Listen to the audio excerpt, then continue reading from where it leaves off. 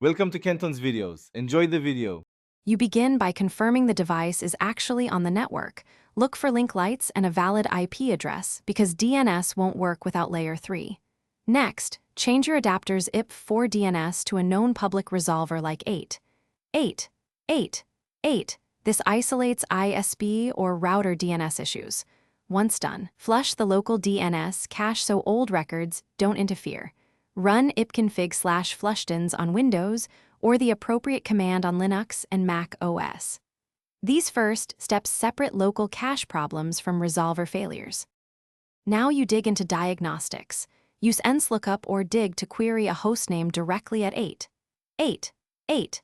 8 and at your router IP to compare responses.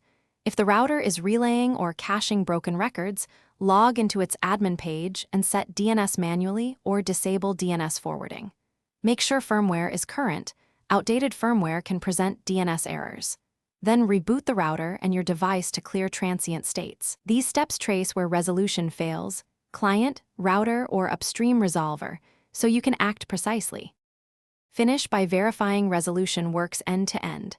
Ping or browse several domains and use nslookup to confirm the resolver returned valid /ia records. Make your working DNS permanent by setting static DNS on the device or updating DHCP options on the router so devices receive correct servers. If problems continue, try a different network or enable a VPN. This helps determine if your ISP or regional DNS filtering is the culprit. Key troubleshooting tip: if intermittent, test from a second device to rule out a single host misconfiguration. Thanks for watching. Consider subscribing if we helped you.